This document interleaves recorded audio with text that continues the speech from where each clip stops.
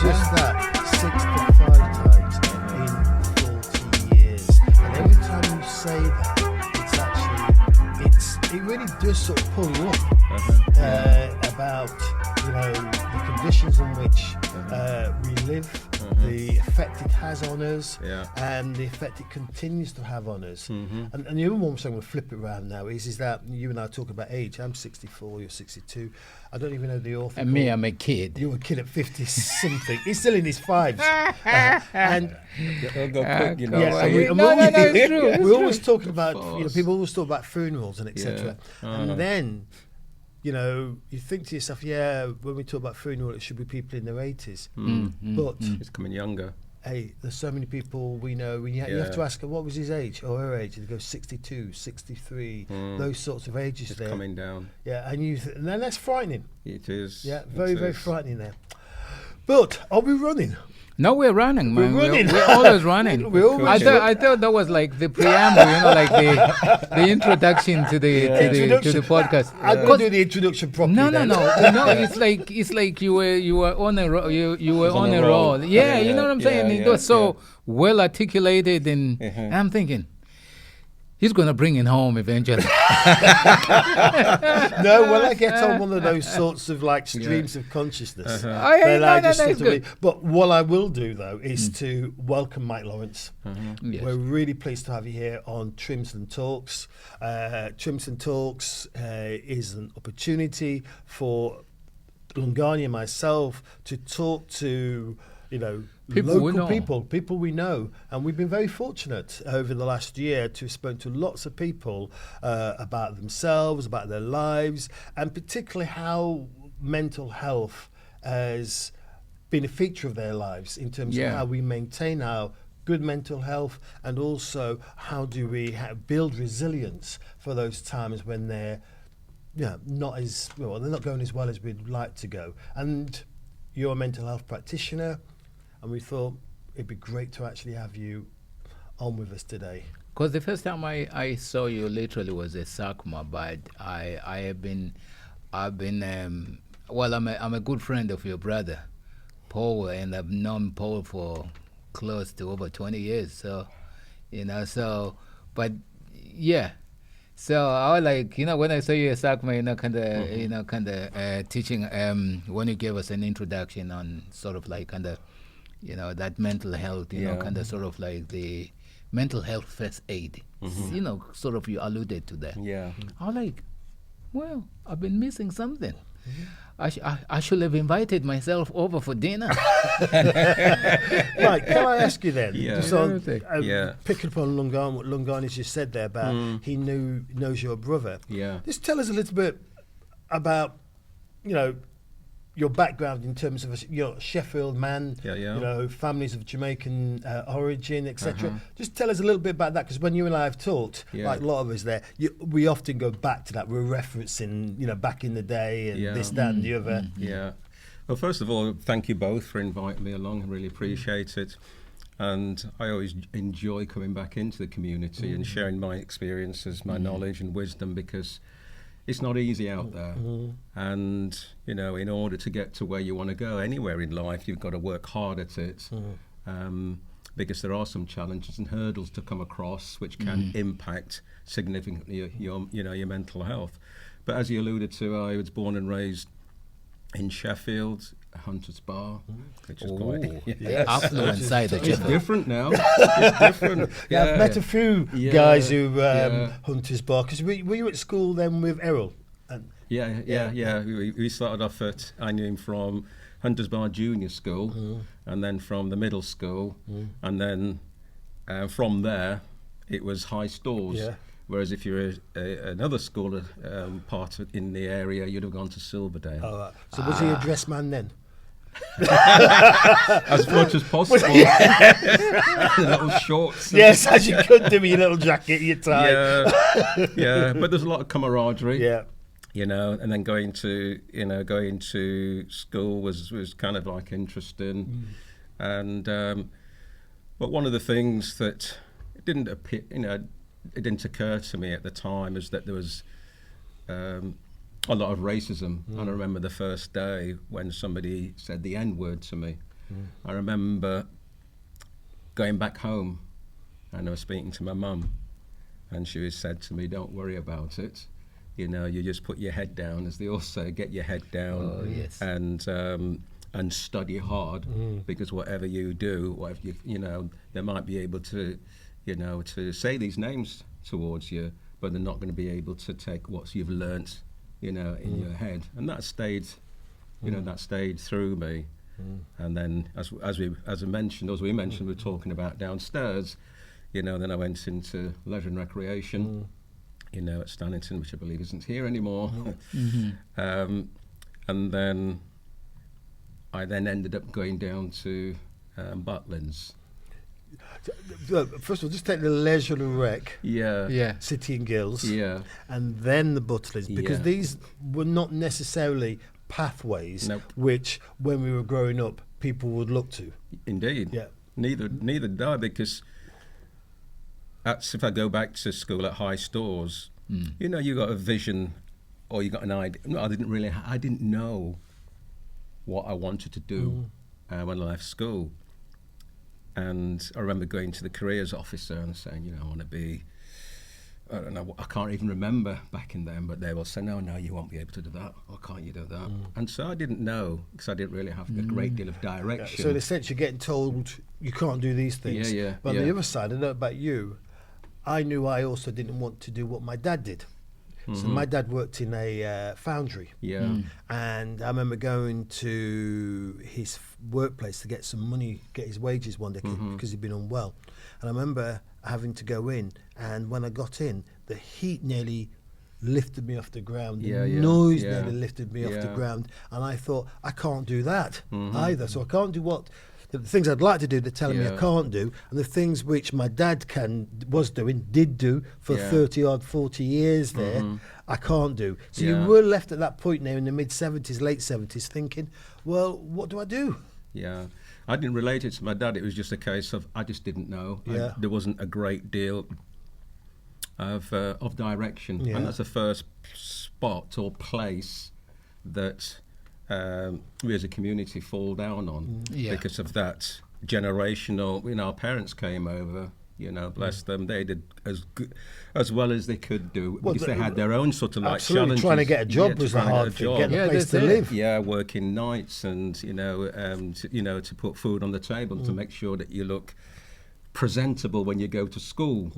You know, and so that next phase, which was a case of preparing you to go out into the wider world, was missing. But you have to learn, and it's only something that I learned afterwards, because there are many people that have come across of our generation blame our parents, and you can't do that.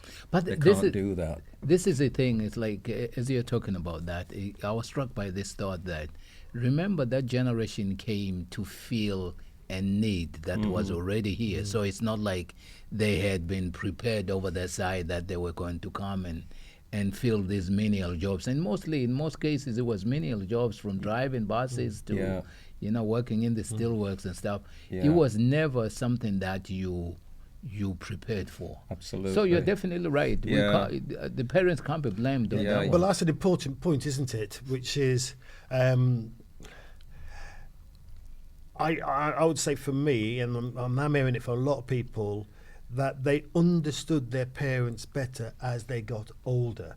When you're young, you can't, it's difficult to understand. It's when difficult. you're 18, 20, 22, you're too young, you're just sort of self-focused, and you have to be to a degree to actually get through that bit. But, you know, you get older, you have children, you begin to realise and understand what your parents went through to actually, as you say, to provide food for you, to provide a roof over your head, to do all those things there. So that actually, when we ask that question, we keep going back to this one about, you know, people saying, I love you. Well, you know, it's not a word I heard that often when I was growing up, but I understood acts of love. Yes. And the act of love which my dad did, and my mum did, but my dad I'm going to talk about here, is going to that factory every day and doing that work. But just on that point of love, though, is huge, because, you know, some of us are aware of their upbringing and what they had to go through, and the beatings and all the, you know, that they also went through. So they were brought up without any love. And so it's very difficult to pass on that something which you have not got in that first place. Yeah. And then it's down to this next generation to accept that, to realise that, Yes. and then learn. And I think we had it last week with Lloyd. We were talking about this, and he was talking about attachment styles, for instance. But there's a language of love, isn't there? Yeah. And actually, if you've never acquired that language of love Yeah. In your young age, Yeah. then actually it takes some work as you get older Yeah. to acquire that language of love. To be able to say to people who you're close to, well, actually, you are this to me. Yeah, Yes, and yeah, also that's it. to your kids. Yeah. And that the other side of, when I was at school and trying to figure out, and actually before I got into the leisure and recreation, I was a welder.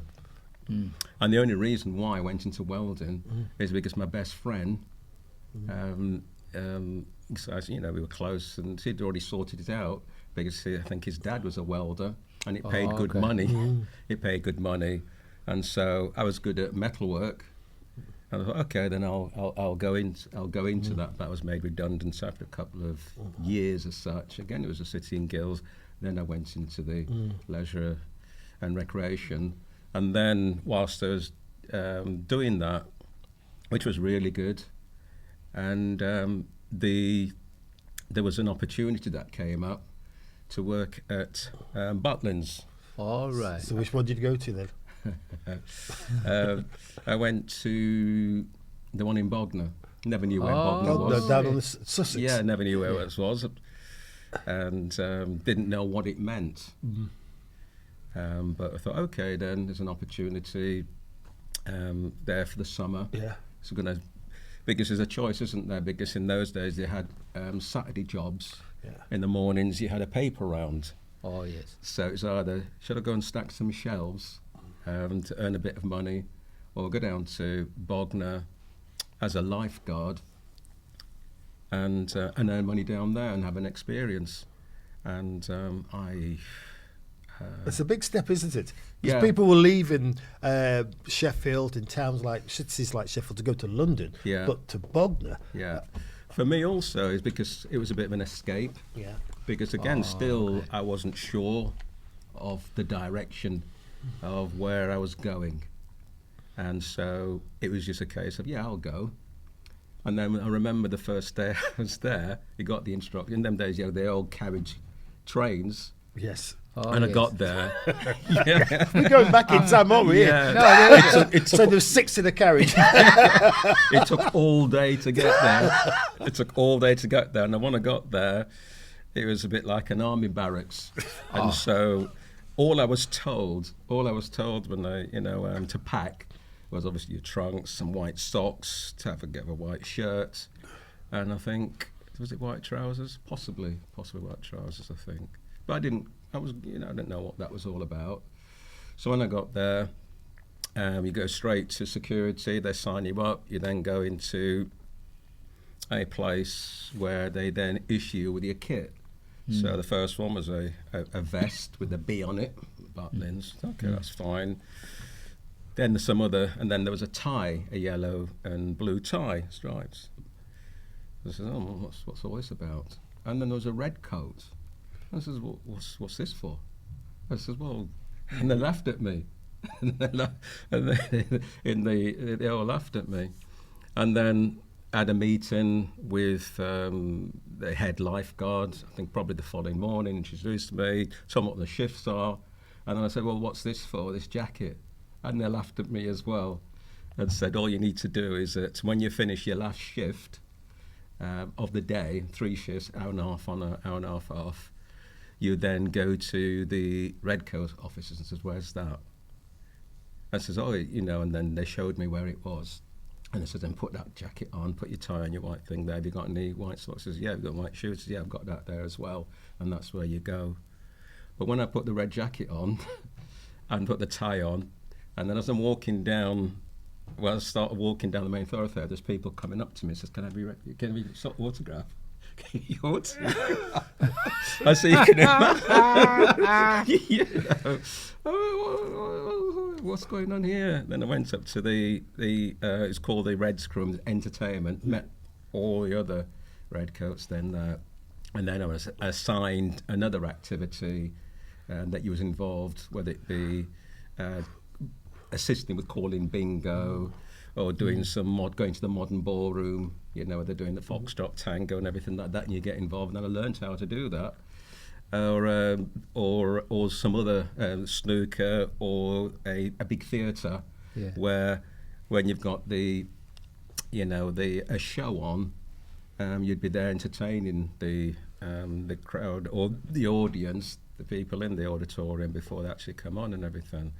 So it was a baptism of fire and a huge learning curve. It must have been. So I mean, how many other black redcoats were there at Bognor?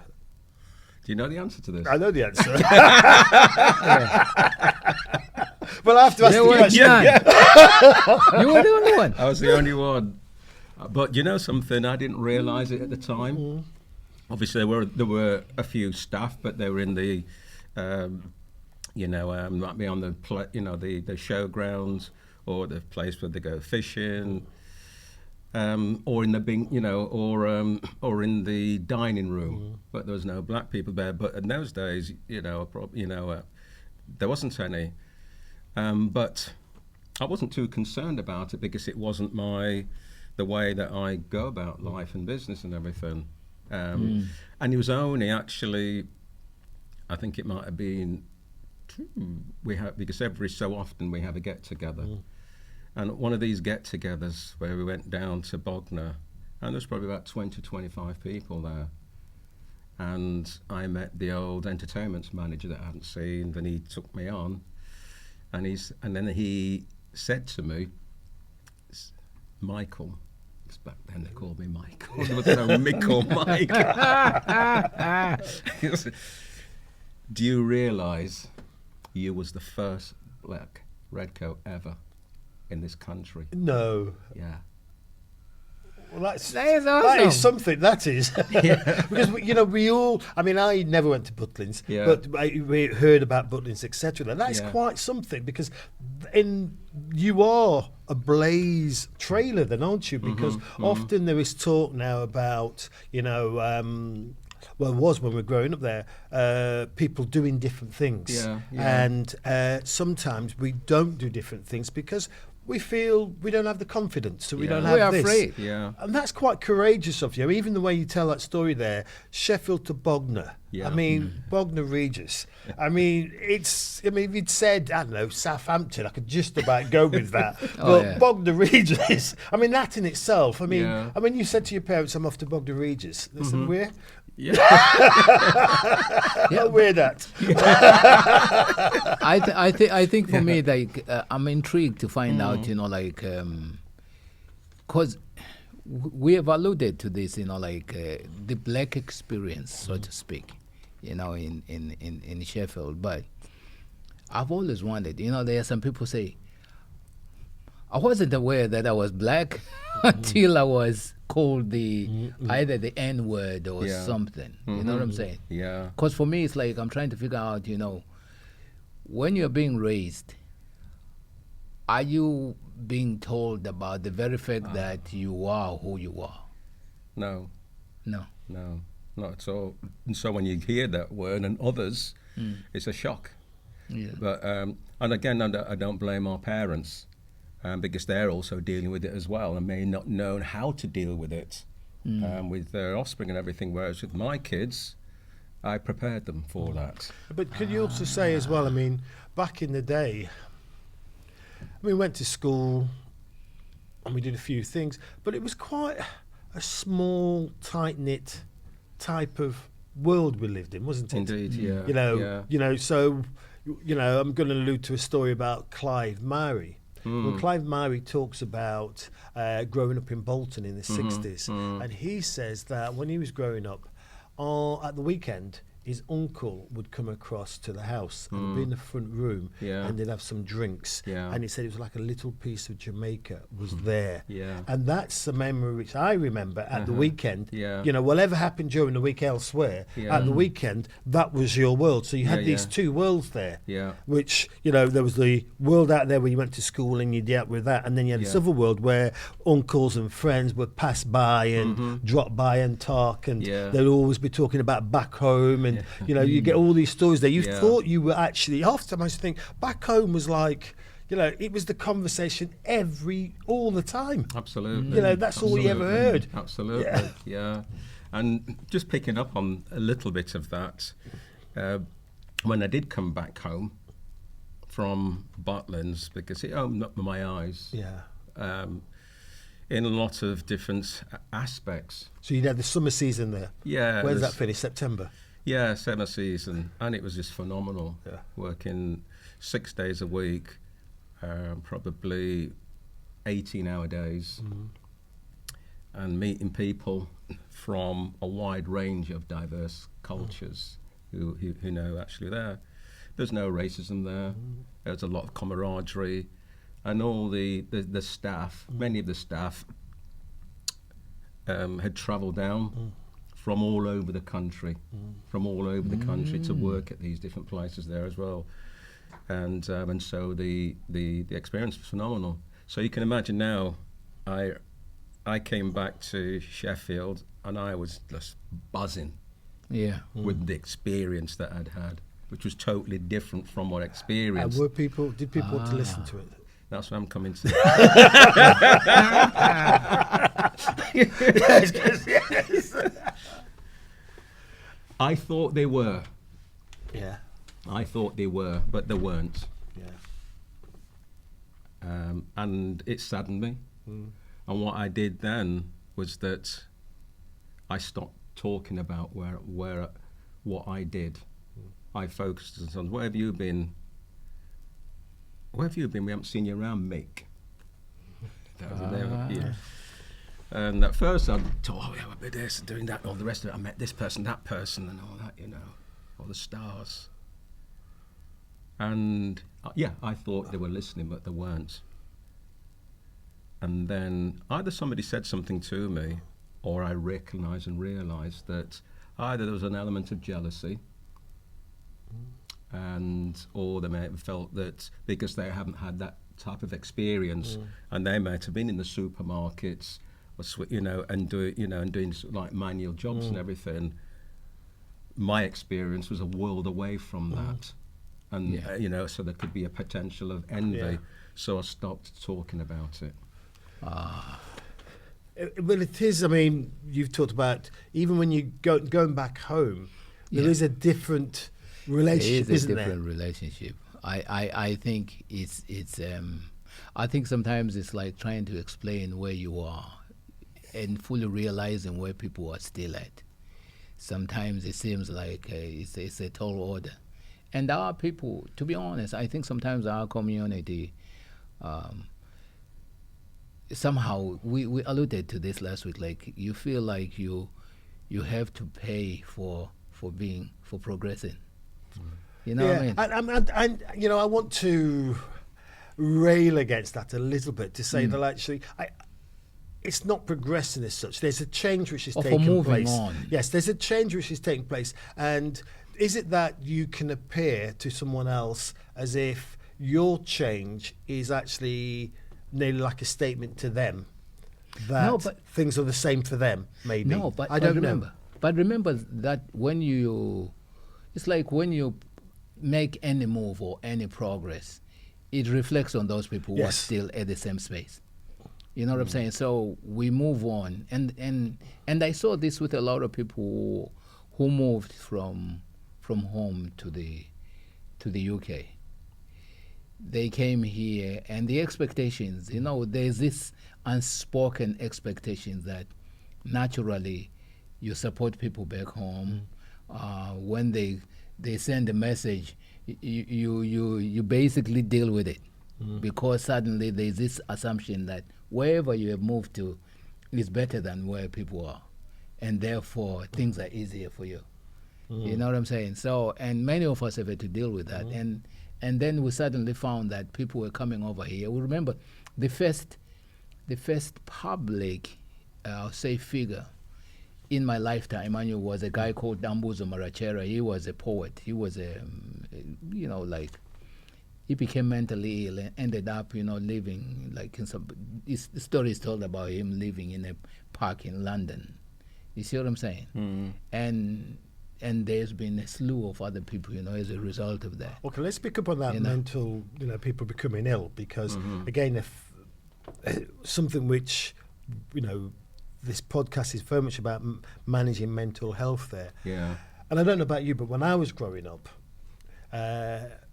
people back home or Jamaica, when they came from Jamaica or when you went on holiday to Jamaica, I heard people say, is it true that the black man in England goes mad? And as a kid, as a sort of like young adult, I used to be a bit annoyed with that. And then actually, you find out a lot of that's true. And in some respects, you can understand the idea of you've come from somewhere to somewhere else and how you manage it. But that illness is also for us. Yeah. We were growing up with it. I mean, that experience you had going down to Bognor Regis was an exciting experience, but it could have been a very difficult experience. The experience coming back and it not being validated is also can have an effect on you as well. And it can also have another effect, which is, you are restless. You have to move on again. There's a constant restlessness then, Indeed. which in itself, could, I don't know, does it reflect a sort of like seeking contentment but not able to get contentment? Possibly.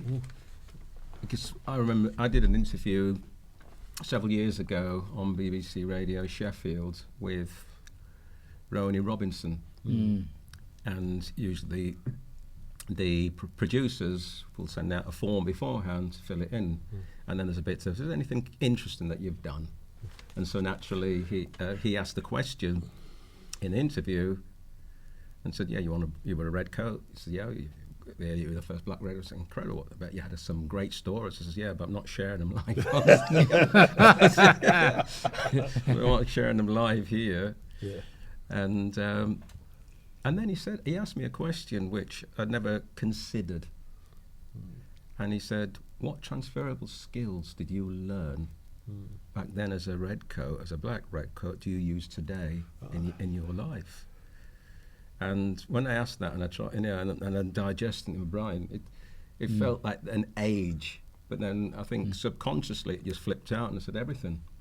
Yeah, I've been to university, I've got lots of qualifications and everything, but a lot of what I learnt, how to deal with with different communities, how to communicate and get on well, has probably come from there. And also how at the end of the first year that I was at Butlins, you then have an interview with your entertainment manager. And he was very strict type of person. Those days, managers were like, very they weren't sort of like looking after your sort of emotional well-being. There was no well-being. And if you did something, what you weren't supposed to do and you got caught, you got fired. You'd get security guards come to you, empty, get everything in your case, and off you go. Off you go. And he said to me, so in your head before you have the meeting, you're thinking, hope you didn't see that. Hope you didn't see that. Hope you didn't see that. Hope you didn't see that. Hope you didn't see that. And then he said in this really drawn out, way that he speaks, very slow and particular, so you make sure that you hear every word. And I said, you've changed. I remember the first day that you came here. You come out of your shell.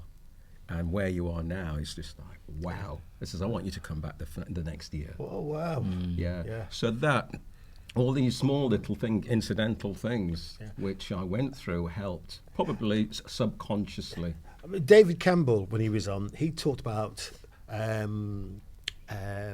sort of being at the centre of something and you're being comfortable. And actually, you need to have other experiences where your comfort zone is actually, you're getting to the edge of it. Yes. because that's where growth takes place. Yeah, or the magic. Yeah, or the magic. In your case, Yeah, you yeah. there's a magic took place Yeah. there. Yeah, well, the magic, they say the magic happens just outside your comfort zone. Yeah. But a lot of times within the community, we don't seem to do that because it's we stay within that community and or probably not. And we might have had those dreams, and in a lot of cases, those dreams, those aspirations, if we did have them in the first place, or even when you do get you get into an organisation and you want to move forward, and you're getting knocked back, Yeah. which I did a lot of the times. But you need a level of resilience to get through and deal with the mental health, because the mental health toll is significant, to the point whereby when I came back, obviously from Butlins, and then I went to London to spend London, for a good period of time, and then. And then I moved back to Sheffield. It wasn't a natural choice, but when I came back to Sheffield, connected eventually with people that I grew up with, there was a massive gap. Well, there's been a lifetime, isn't there? Yeah, yeah. But on that coming back, because I first met you on I'd sign up for a mental health first aid course. Yeah, yeah. And I'm quite excited about it. And I go into this room, and there's a few people there, and there's another black person here, which, you always, I wonder what that person does for whatever there. And this is the bit which always gets me. What I didn't expect was that it was the other black person, Mike, who would be the leader of the session. Oh, yes. And, I think it's it's one of those, life tells you that, but it's actually still bad. Yeah. But actually, I was then really pleased that you were. Yeah, yeah. But what got you into that then? Into mental health first aid? Because, it's something which I'd done before, but, clearly it's something which is a very important aspect of life today, especially in the workplace. Yeah. But what got you into it? What got me into it was in lockdown, because when I talked about, coming up to Sheffield, I worked for a period of time in an industry, but there was always, in a different industry, I should say, health and beauty. No, in health and beauty, beauty and cosmetics. Yeah, I was going to make a joke there about Yeah, beauty and yeah. cosmetics, but I won't do that. Yeah. And you can if You're you looking want. good. Yeah, I'm not the only one to say that. Thank you. Yes. Thank you. Hey, but that's another Yeah. thing. Again, as men, Yeah. can we say it to one another? We can. We can. Well, we yeah, should say, we shouldn't can and we Yes, should. yes. We should. definitely should. And also, there's something which I just had to, what to call it? There's something which I had to correct when you said that, in terms of my reply. Yes. And that should have been, which I said secondly, once it gone into my head, was thank you. Yes. Yes. Yeah. Was thank you, because again, that's all part of, how you process things. Yes. And because a lot of times, it's usually the opposite. And so, if you're going to see, somebody in the black community, could be a parent or a friend or something like that. They might say, well, your face look a little bit slimmer. no, your belly's a bit bigger. That's Yes. the last time I've seen you. And that impacts your mental health. No, it's true. Yeah, rather than saying, you're looking well. You're looking well. For then to just say, thank you. But We get the other way and around. the thank you is important, isn't it? Incredible, Because yes. you need to be also able to accept Yeah, praise. yes. Because if you've been taught not to accept praise, Yeah. you don't even do this sort of like the acknowledgement of Yeah. something nice said. Yeah. But that's the thing. It's like, because one thing I've always, I know I struggled with this thing of like, when somebody gives you a compliment, Yeah. like how do you reply it without, because sometimes people think that, the reply kind of shows how full of yourself you are. Yeah. Like if somebody say, "Oh, you look handsome," I say, "I know." You know what I mean? Because there are some people like the kids will just say, "I know." Yeah. You know what I'm saying? Which to me I think is appropriate. It Because is. if they think they're cute, they're cute. Because Yeah. many people have told them they're cute. Yeah. But then as grown-ups, we sort of have that sort of like, it's like this sense of humility that Yes. is Modesty, not based in anything. Yeah. Yeah. But I Yeah. mean, first of all, I think we should say,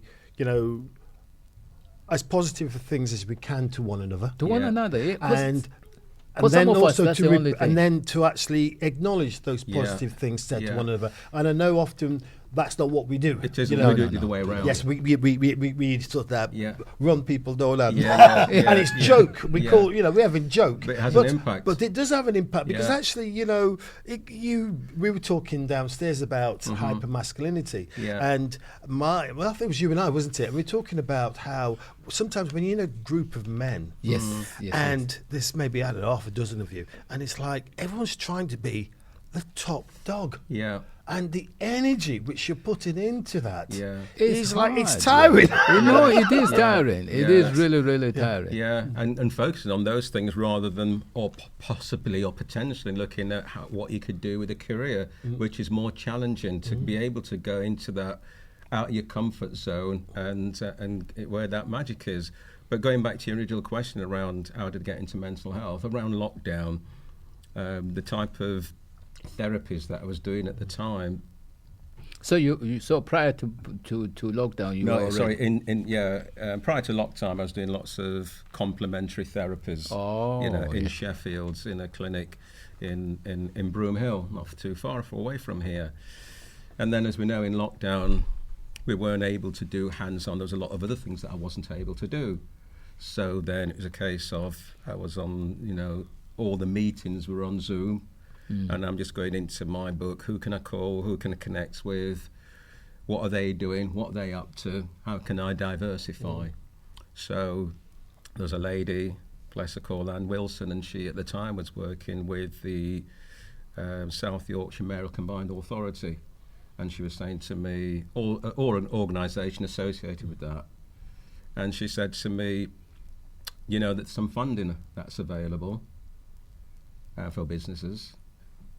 And so if you can find something that might be related to what you do, it might not be related to what you do, then you might be able to get some funding.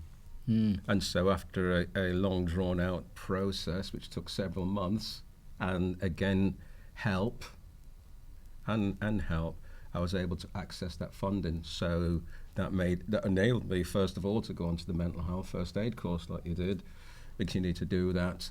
And then I did my training online. My mental health first aid instructor training online. But then after that, there was then another hurdle, because as a trainer or instructor in training, because I was thinking, once I've done it, I'll be able to go out there and start doing the training. Oh no, it was a case of I had to then find 16 people, get them to give, remarks, feedback, to give them feedback. Testimony. Online. Which wasn't easy because the numbers had been decreased. And also then once I got signed off for that, then I had to do this for in person. And at the time then it's a case of, wow, how do I do that? Yeah. And so there's an intranet or the portal that we can go onto as instructors, because you can't do it on your own. You have to have, if you're in training, you've got to do it. You've got to find another instructor who's willing for you to be a second instructor.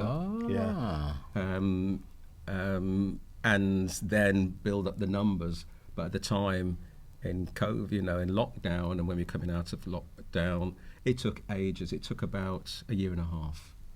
And then to make matters a little bit more complex, coming towards the end of that, I then was doing a training course in St Albans with the lead trainer. I did the first day, that went fine. Then I went out to lunch with one of my clients who lives in that area, and we went out for lunch the evening. Then I went to my colleague's house, where I was staying with a colleague at the time, the 2 days, went home as you do as normal, or to his house. And then some part in the night, headache, diarrhea, and I couldn't sleep. And I was sick, diarrhea all through the night. And all I'm thinking at the time, I'm not going to be able to get signed off, because I needed this to get signed off. I'm thinking I'm not going to get signed off, but I was in pain. So I was just managed to be able to have the energy to call her and to say, I'm not going to make it. But it was answer machine. And then, fortunately, my colleague, my friend, I just said, I'm in pain. He got some tablets for me. Nothing was working. And then he said, we need to get you to the hospital. So he drove me to the Lister Hospital at Stevenage. I was there for a long time. I wasn't aware that whilst I was there in A&E, they didn't tell me that they were looking for a bed, but they couldn't find one. And they were doing a lot of tests, but I was out of it. I couldn't see. I was in a huge amount of pain. And probably there was people coming up to me saying, you want a sandwich? You want a sandwich? Because I just couldn't sit still. I was in agony. And then finally, I was going to leave the hospital. But I didn't realise I had the candle in my arm because I was there for so long. I was there for so long, and I called my friend to come and get me. He says, "Have you been sitting there?" I said, "No." I says, "But I'm going to go." And so one of the nurses, I kept saying to them, "When it's me, when is it me?" It was me. You're next. You've been saying that for hours. And then I said, "No, I'm leaving." He says, "If you leave, that's up to you. We can't stop you." And so my friend came. Obviously, he wasn't happy. He went to see someone there. That didn't change anything. And so the nurse said, "What do you want to do?" I says, "I'm leaving. Let's go." I didn't know the state I was in, and they shouldn't have let me go.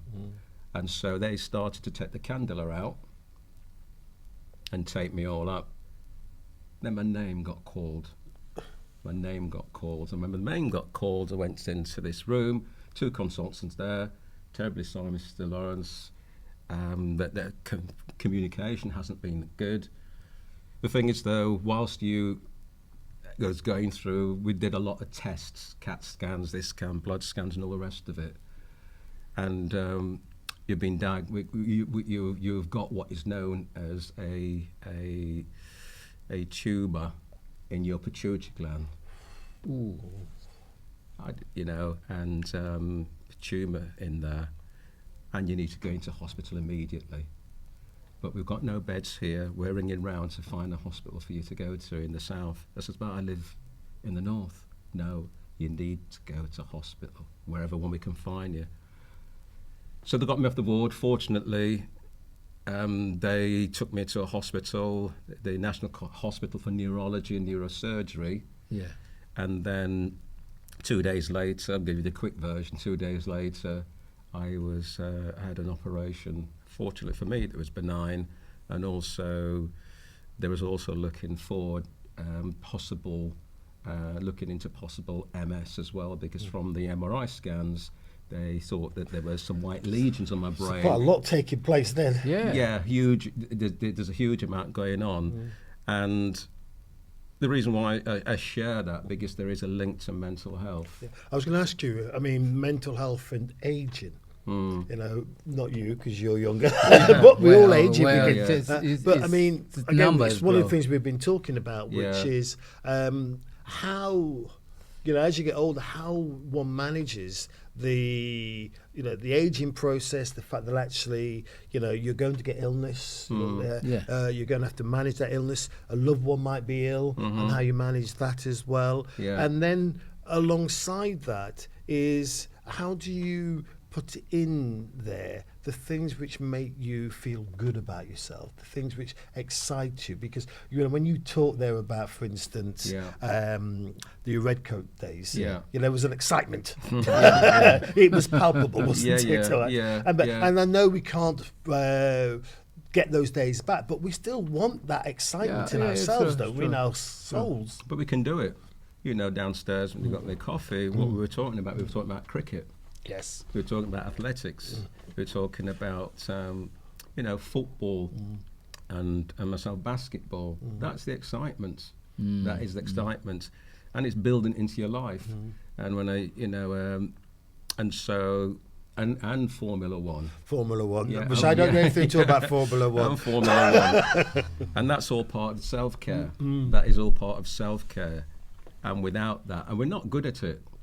Not just our community, but the country. A lot of people that I work with individually, even when I run the mental health first aid courses, and you've been on one of them, and we talk about self-care. For many people, we don't prioritise our self-care, but that's what is essential, because that's what gets us through on a day-to-day basis.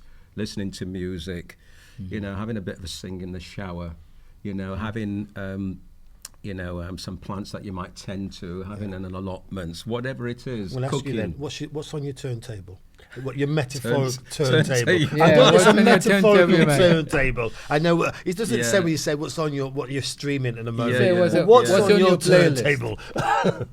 It varies, yeah, and it varies. And so in the morning it'd be meditation. Okay. Yeah, that's meditation. Do you meditate every day? Yeah, every day, every morning I meditate. That gets me off to a good start in the day, and just gets me grounded and clears my helps to clear my mind. And then at the turntable, so to speak, it's more about the radio stations that I listen to, and so the go-to is usually solar radio. Oh, okay. Yeah, it's solar radio, and another radio stations like it doesn't come. I've lost my train of thought, but there's the solar radio is one of them, and some other radio stations, and many of these were pirate stations. Yes, back in the day. Yeah, back in the day, and so and also know many of the DJs because again part of that self-care going to soul events, whereas again people from our generation you don't see them. I don't know the late. The late barber, Mr. T, used to put certain events on, and Patrick Green used to put events on.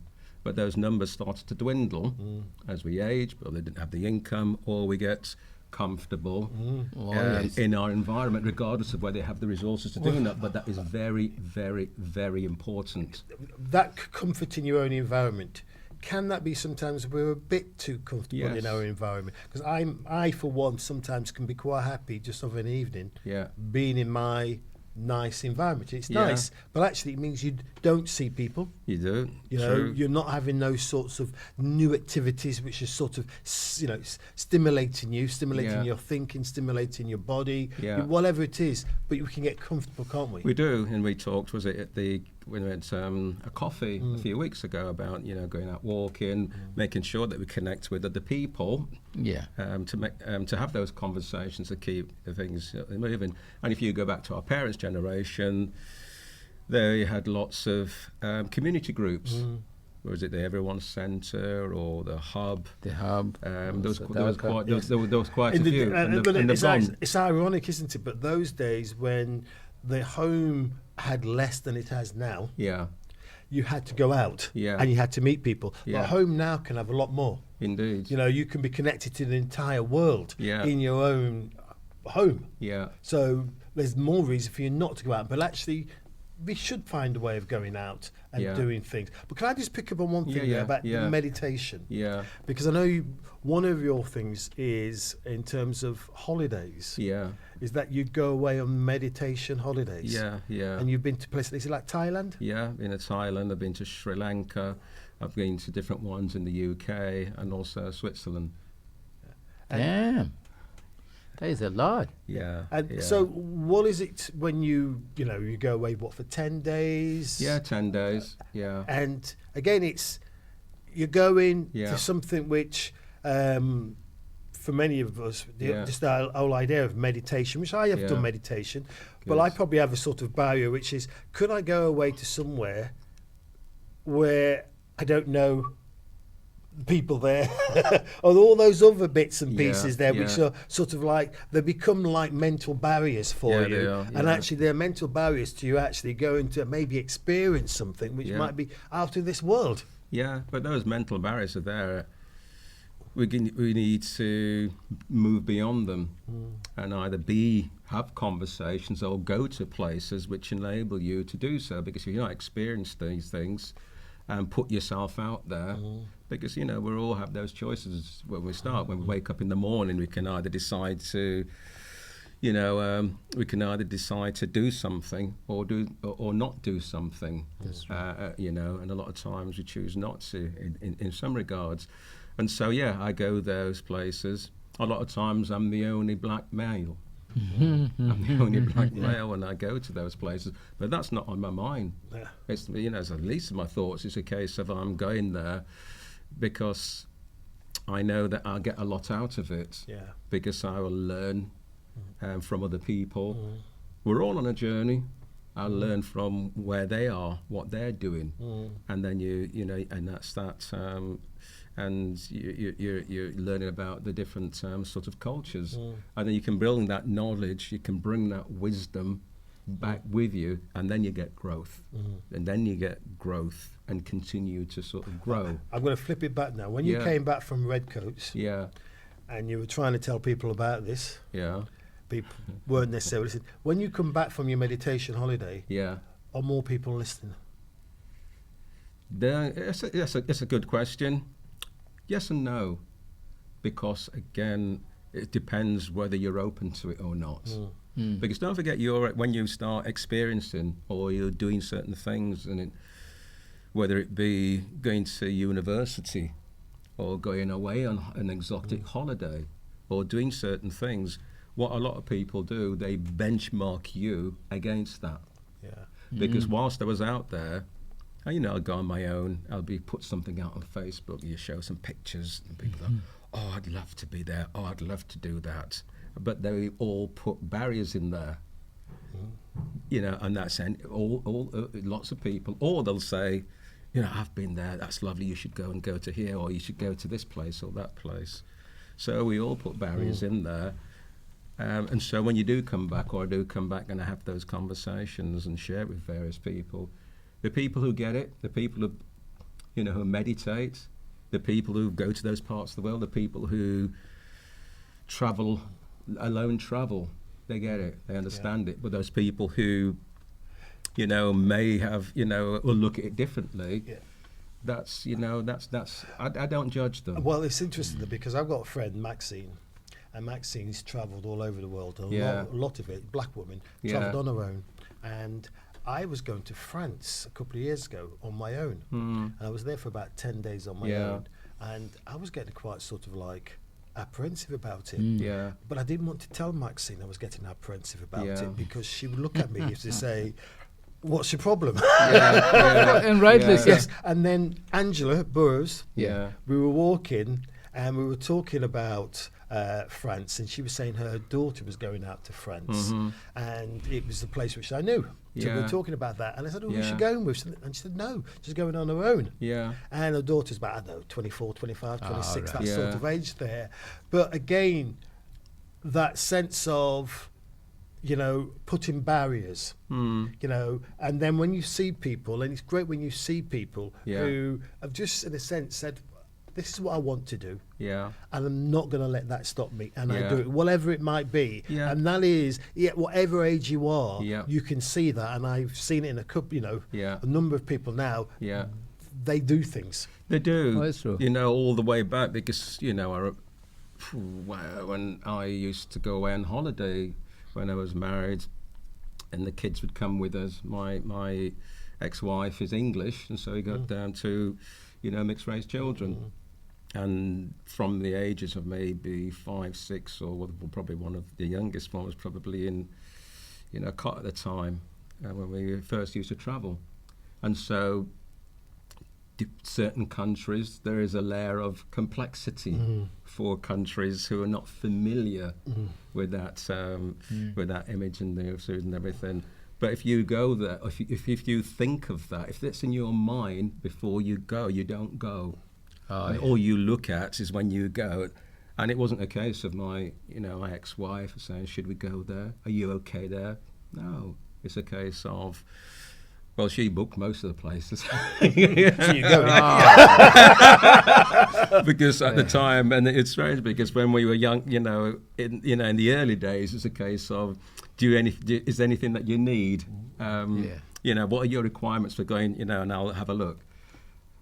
As long as there's a TV, there's Formula One. There are some cricket. There's some as a sport, any outdoor activities, and I'm fine. Because, you know, and then I'm fine. You know, so yeah. Yep. we usually have a question at the end. Oh, yes. Which is, I stole it. I did rob you of your occasion of doing it 2 weeks ago. Rob away, bro. Rob away. I mean, maybe this is like a precursor to the Donald podcast. Go on. The joke 2 weeks ago was that actually I thought Lungani there, as I had to leave early there, Yeah. and he was going to continue. Was trying to make it the Lungani show featuring Donald. And Now he's beginning to think it's the Donald show I featuring know, Lungani. yeah, I'm not going to yeah. bother with the featuring Lungani. He doesn't even come up on it anymore. Where does it come in? You know, like just doing you out of something. No, Yeah. I'll be the Are you guy. comfortable with that? No, I don't mind. Well, I'll do it then. No, I don't mind at all. You know, because Yeah. he does a good job. You see what I mean? So Yeah. I I'll wouldn't say thank mind. I wouldn't mind being on the technical side of things because I love that. You see Brilliant. what I'm saying? Yeah. So yeah. sometimes like because he prepares. He reads books and stuff. Mm-hmm. you know? Oh So- no! Yeah. No, So the is only it- thing I do beforehand is that, like, to have a good conversation beforehand. Yeah. And if you can have a good conversation beforehand, Mm-hmm. then it helps the conversation you're going to have because Yeah. it's the conversation, isn't it? I Indeed, mean, indeed, and yeah. nearly everything we've been talking about here has got conversation is a core element to it. Yeah. Relationships are about conversations, Yeah, and yeah. sometimes that conversation is some quiet time. Yeah. That's reflection that's time? Yeah. That's it. But 'Cause- it's there. Yeah. And also, I yeah. think for me, like sometimes it's just listening to you because let me tell you, most of my working life has been behind the scenes. So this is like alien to me because I'm like this. I'm literally out of my depth. No, you're not. No, this you're is the not. thing. You know why Again, I'm saying we that? talked about barriers. No, these are self-imposed. No, they're very self-imposed barriers. Yeah. But what I'm saying is, I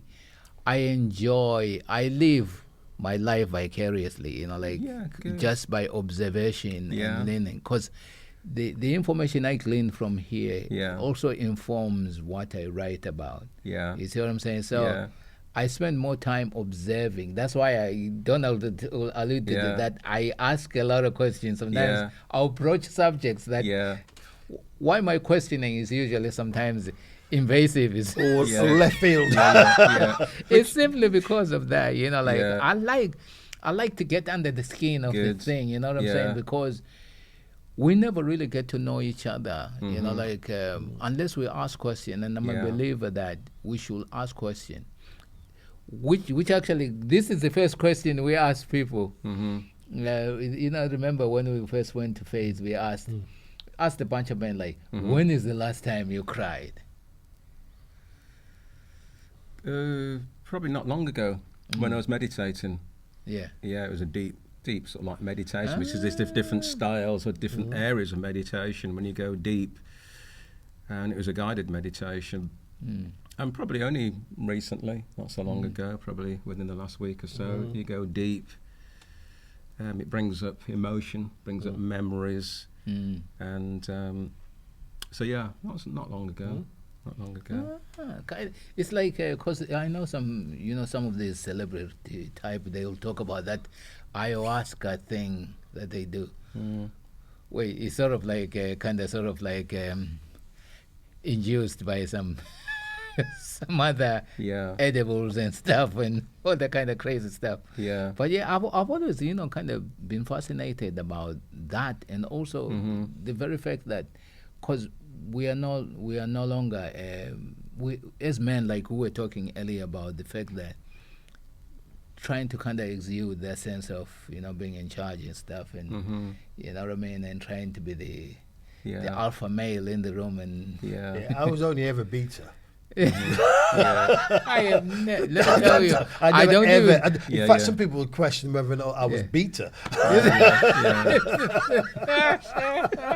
But one of the things I'm going to say here is that I said at the beginning, and I'm just reflecting on our conversation today, and how fortunate I think Lungani and I are. We're very, because very, very. the people we've spoken to over the past year, the fascinating lives, the fascinating thoughts and insights they have, amongst people we know, amongst our Yeah. community, Yeah. which, Yeah. you know, sometimes, you know, we often can do a down on ourselves. Yeah.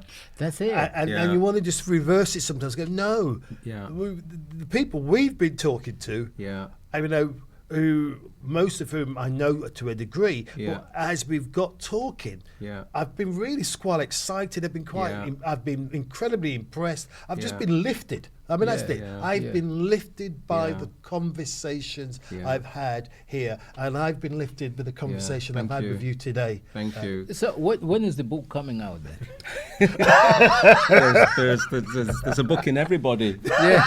Not just us, Yeah, there's it's a book gonna in- be a good one. Yeah, there's a book in everybody, because one of the things that we aren't aware that we need to do is to, you know, because this, one of my mentors, and I have various mentors to help me, and I've had them for many years, and to also help me with my mental health, you know, for many years, because we've all been to, you know, funerals where people might have taken their life, and there's conversations around why is it, you know, why is this happening and everything, because we're not dealing with it. But I think one of our roles is that now that we have got to handle it, we have these conversations, and you know, we're being inspired by these stories. Then there's one main thing that my one of the mentors talks about, and that's learn, teach, do. Okay. You learn, teach, do. Learn from the people that we are around, and we continue to learn ourselves. And then we teach. Yeah, teach others so that they can do. Because we know we have this term, role model. You know, and when we was growing up, we looked at, you know, Johnny Barnes or Vince Hilaire or the cricket stars that we talked about. But also we need them in business, and we also need them in life. Yeah. And it's down to people who have been those trailblazers, people have, you know, been able to achieve various things. And there needs to be format, or there needs to be something where people then in the schools and our kids and our, you know, are able to then stand on our shoulders and move on. And also those teachings need to happen, because we're not, you know, because they're not aware of it. And like with my kids now, they're in London and they're doing phenomenally well. Yeah. My eldest daughter, she's in front of the cameras a lot. Yeah. Yeah, she's in front, and they were inspired by me, and they're also inspired by, you know, the mum, who was a successful entrepreneur as well. And so both of one of my daughters, you know, my youngest daughter, she was diagnosed with attention deficit disorder and dyslexia, and now she works for a major beauty company, and she's an executive assistant. So you know when you're growing up and used to your parents with poor name. I don't know if I've ever got that one, but Yeah. poor name. I did get that. I did So you get poor that. dear kids. Yeah, well, you know, I was at, remember, who was it now? It was a funeral. It was a funeral, and there was a lady that you know, passed away from our generation, and she used to be on the soul scene. And there's, you know, there's the church is packed, and then the vicar said to everybody, or the pastor said, "Does anyone want to share some information?" I did, and I was compelled to, you know, to stand up and go to the pulpit. I didn't have a clue what I was going to say at all. Yeah. And I said to them, "I'm just going to share with you, you know, how I knew this person," because everyone was talking about Sheffield and the relations got locally and everything. I said, well, I knew her from the soul scene. Also, she was good with music, and she was good, you know, and knew her music. And there was a Facebook group that we used to post stuff on all the time. And she shared with me that what she used to do, when I posted some stuff there, because it was all this, she'd just go to Mr. T and say, "Oh, Mick's posted this. What should I post? Anything better?" And then, but when I got up onto the pulpit, and I said some things, you know, and I said something, just come out. I saw halfway down the aisle my mum, and she had this loud, you know, she had this real big smile on her face, And then I remember at the end, people coming up to me and saying, "Thank you, that was brilliant, that was great, so inspirational what you said." And then, you know, I went outside and my mum's there, and she come up. I went up to her, and she said, "Michael, that was a beautiful thing you said. However, you never tell them your name."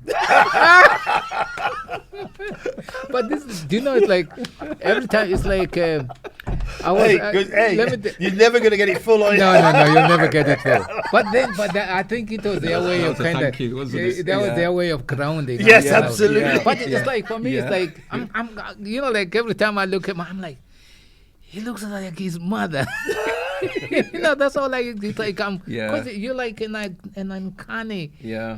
You bear an uncanny resemblance to your mother, man. Yeah. And also, I'm now, you know, I'm helping her away because I've done that inner work. A lot of people haven't. Yes. I've done that inner work. So whereas when I was younger, and if I hadn't have done that inner work, I would have a different view to our parents. Say it's their fault, their fault, their fault. So now I've done that inner work, I'm able to help her with some of the challenges that she's facing, the aches and pains that you do at that age, and have a better understanding, give her love, and also... And that's in itself is beautiful, isn't it? To give love as well. Yeah, to give her that love. Give love and receive love. Yeah, give that time and that better understanding, and I wouldn't have been able to do that unless I dealt with my challenges that I faced growing up, from being in Sheffield to Bognor to London and all the rest of it. I wouldn't know what to do, I wouldn't know where to go because I hadn't done that work on myself. Well, so I'm going to finish. Can I finish my last word? Yeah, go on. And then you can have the last word. Yeah, no my problem. last word is to say, thank you very much for your appearing. Yeah. You are the very first redcoat ever on our podcast. What I should have done, and also I had the insight at the time to bring it with, you know, I've got it. Oh yeah. And when we have get-togethers with the other Well, you can still redcoats. fit in it. Oh yeah. Yes. I've done that inner work. Yes. And all You've done the yes. Yeah. And it fits. Yeah, and it still fits. And it fits. You know, it still fits all those years on, because all the others who've gone there and they said, "I didn't think. Why didn't I think of bringing that red coat?" Yeah. It fits. So we usually ask, you know, like, so what's your thing? You know, like, meaning, you know, in terms of what the thing that you do to kind of stay on top of your mental health. But I just wanted to kind of twist it slightly and ask, if you were to talk to that guy who went to Bognor at that time, having lived, what word would you say to him in terms of kind of safeguarding himself? To that younger me? Yeah. Great question. I've had those talks already. About connecting with that, inner child, and I suppose that what I may have done, or probably that's what I would have said to that person, would be: now you've got that grounding. Now you've got that ground. You've got experience and knowledge. Take it further. Have a better understanding of what you want to do, and then learn about money. Yes. How to manage money. How to manage money. Yeah, money literate. Get literate with money. With money. Yeah. That's it. That's an eternal question for many of us. Yeah. I still don't know how to deal with it. Yeah. But thank you again. Thank you again. Thank you very much, sir. Thank you very much. Thank you. Really enjoyed the conversation. Yeah, likewise. Yes. Thank you. Yeah. Thank you. Yeah. Donald is in his elements. Yeah. I don't know. This is, let me tell you, this is the first time that he has actually brought notes.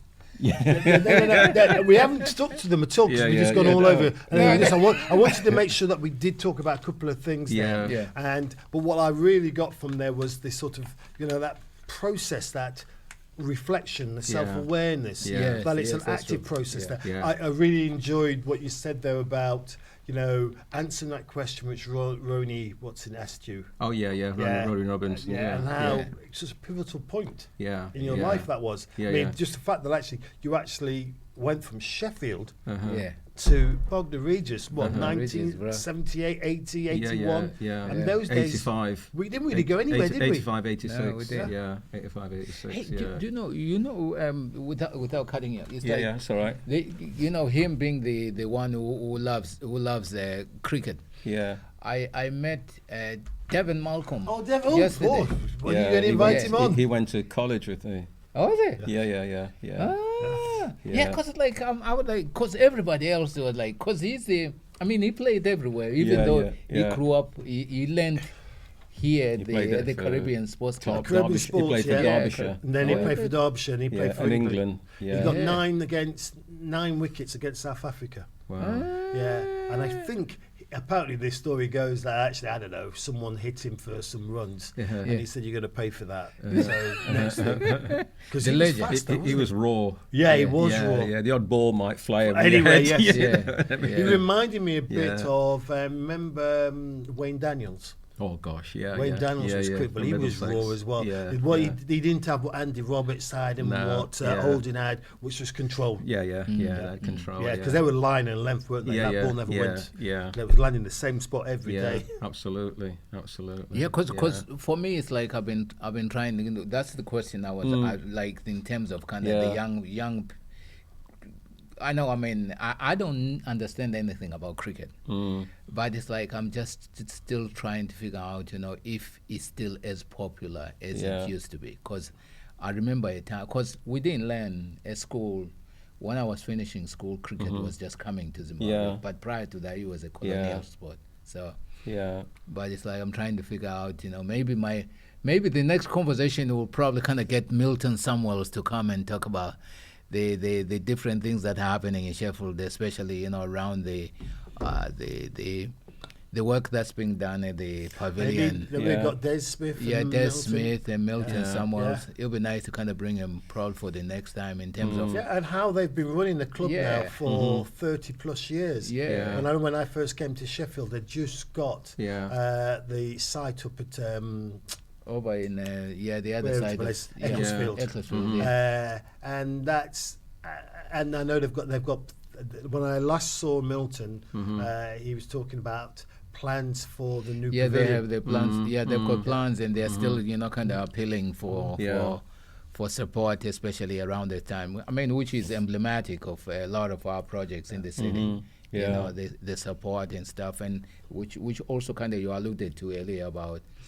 I think sometimes there's a conversations in our community that we need to have in terms of kind of for us to either, I won't say flourish, but like kind of move on I would and say become flourish. better. Yeah, flourish. Yeah, I and would become say better flourish. than we're. Because we're still bound by the chains. That's it. Yeah, we're still bound by the chains and those limiting beliefs. Yeah. But now, if we thought it was challenging in our the baby boomers generation and coming through, it's tougher now. It's just as It's tough tougher now. now, yeah. And you need to have a focus and know where you're going, and have conversations with people who want the success that you want, because the system isn't geared up for certain people.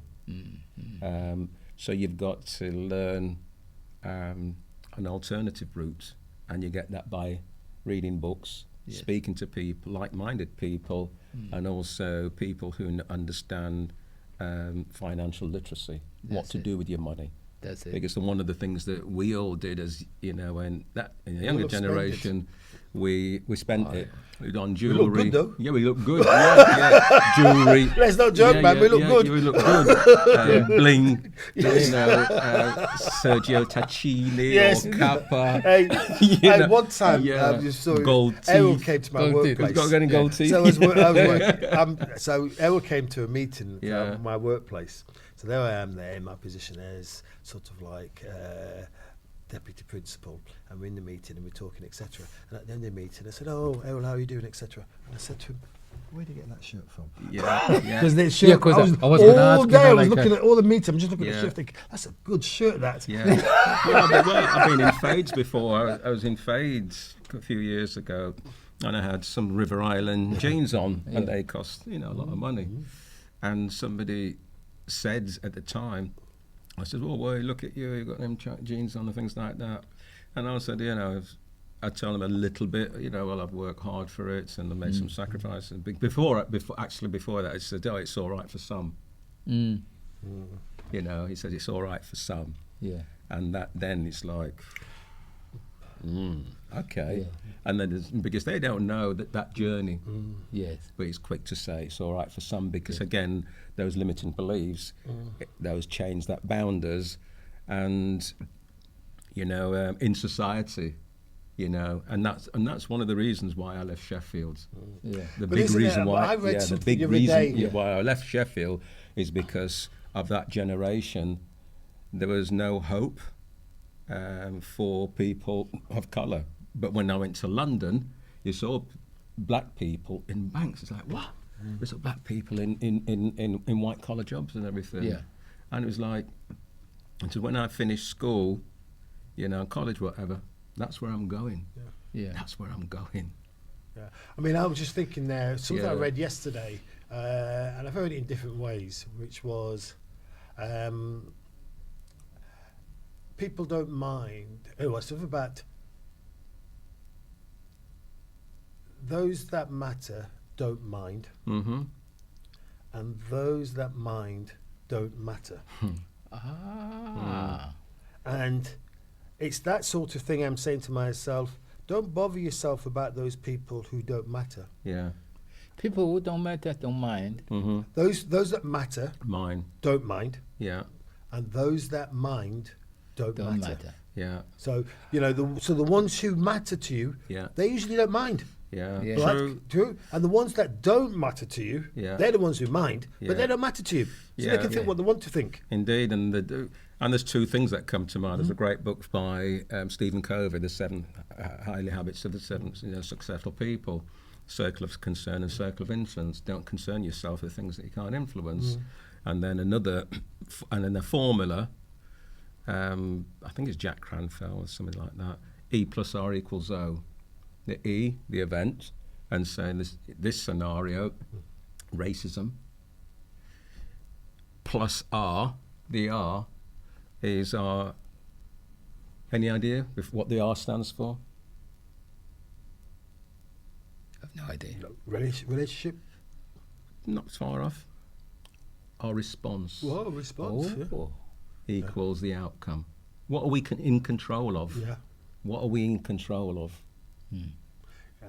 But we put an X over it. Yeah, lot but of we people- spend a lot of yeah. time worrying about what other people think, Yeah, don't we? And yeah. you say, oh, and we've been. I would say this. I mean, we're not recording now, are we? Mm-hmm. It doesn't matter. No, which is the sort of sense of that. When you're growing up. Yeah. What people said did matter. Yeah. They would talk about you. Yeah. And on your business, so you Yeah. got mindful of your own business, didn't Yeah, yeah. But then it was a case of our response, because when I was growing up, you got a choice, haven't you? You can either go to the streets and hustle. and hustle and put you, and respond that way, Yeah. or you can go to college, go to university, and try to be a bit better than that. So therefore, going back to my mum's analogy, it's a case of it's what's in your head. Yeah. They can't kind of like take it. But I tell you, when I was take it growing away. up, I saw them guys do that, and I was also quite scared of it. Yeah. Yeah. I mean, I was scared. Some guys were.